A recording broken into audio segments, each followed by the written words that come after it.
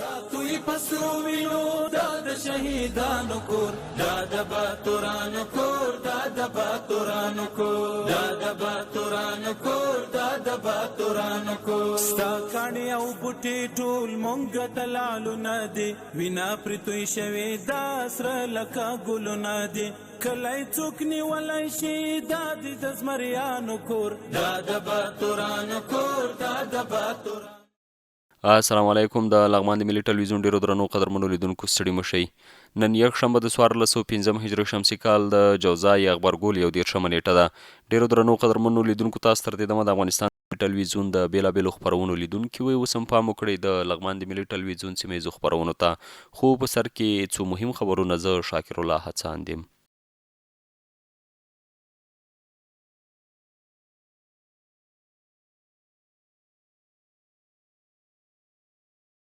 بسم الله الرحمن الرحیم. لغمان کې د ښو پروژو معلومولو په موخه د ولایت مقام د دفتر رئیس په مشرۍ ناسته وشوه. لغمان کې د ښو پروژو معلومولو د منظورۍ په خاطر مشرتابه ته د لیږلو په موخه د لغمان ولایت مقام د دفتر رئیس قاری کون په مشرۍ ناسته وشوه.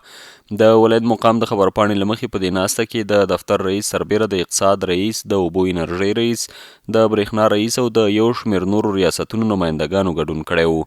په خبرپاڼه کې راغلي د یاد مجلس ګډونوالو ویلي چې که چیرته مشرتابه ته د بادپاخ او فرشغان ولسوالۍ د سړکونو د دولت شاه تنګي سیمه کې د برېښنا بند جوړولو، د وطن ګټو برېښنا بند جوړولو، د خیروخیلو صنعتي پارک جوړولو، د یو شمېر نورو پروژو یادونه وشي او مشرتابه ته یې د منظورۍ په خاطر ولیږل شي، ولسونو ته به ګټور تمام شي.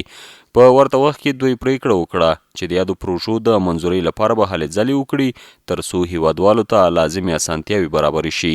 د لغمان ولایت د ترافیکو مدیریت د کابل جلال آباد په لویه لار د ریکشو پر تګ راتګ بندیز لګولی. مسؤلین وایي د یادې پریکړې موخه په یاده لار کې د ترافیکي پیښو مخنیوی دی. د لغمان ولایت د ترافیکو مدیریت له لوري د کابل جلال آباد پر لویه لاره د ګڼې ګوڼې د کمولو او د ترافیکي پیښو د کمښت په موخه د ریکشو تګ راتګ منع شوی دی. د دې مدیریت د مسؤلینو په وینا یاده پریکړه د وزیرانو شورا د هغې لارښوونې پر اساس کړې چې له مخې پر لویو لارو د ریکشو تګ راتګ محدودیږي. دوی نور سرعت والا موټرو سره دوی مزل هم نشي کولی او د شپې لخوا هم اکثره رکشې چې دي مخې ته یو چراغ لري. عام ډریوران د موټرسایکلو د زرنج ګمان ور باندې کوي، نو په همدې خاطر باندې د حادثاتو ګراف یې کړی و. نو دغه د وزیرانو د شورا د طرحې تایید په اساس باندې موږ د کابل جلال آباد په لویه لاره باندې رکشې بندې کړلې چې الله دې وکړي چې په دغه هغه باندې د رکشو بندېدو په هغه باندې انشاءالله ترافیک حادثې کم شي. بل ورته د دې لویې لارې موټر چلوونکي وایي په دې توګه به په یاده لاره د ترافیکي پیښو کچه راټیټه شي. شخص موږ د بیخي لار نه راکوي، وادر ده چې ځي بس په ماښام رئیس موږ چې دا موټرسایکل ده هغه رکشې چې ولګېږي ورو درې ملاګه خوړي بیا پکې سړي پکې ټول مکمله مړي، موږ ورسره هم ککړي. نو رکشه په کار چې دا ښاري وچلېږي او دا ګاډي چې په کار دا اطرابي او مزل وکړي، یو ساعت 2 ساعت 3 ساعت مزل د کابل ته چړیانې دي. نو دا رکشې د بندې سي مدیریت مو دا خواهش ده چې به دا د موږ د هغه هم وکړي ترانسپورټ باید چې دا جدي اقدام وشي. په دې چې وروره که اقدام ونشي نو وروره عامو خلکو ته وروره خطر دی، موږ نه عامو ته ډېر خطر ده. تر 80% پورې به وروره پیښې کې کموالی راشي. د کابل جلال آباد لویه لاره یو له هغو لارو څخه ده چې تر دې وړاندې پکې وخت ناوخت ترافیکي پیښې رامنځته کېدې، خو مسؤلینو هڅې روانې کړي تر څو د یادو پیښو مخه ونیول شي. د فرشغان اوسیدونکي په خپل شخصي لګښت ښوونځي ته ودانۍ جوړوي. د لغمان د پوهنې ریاست مسؤلین وایي چې د فرشغان ولسوالۍ اړوند منجغان لومړني ښوونځي ته د ولسونو لخوا د ودانۍ د جوړولو چارې پیل شوي.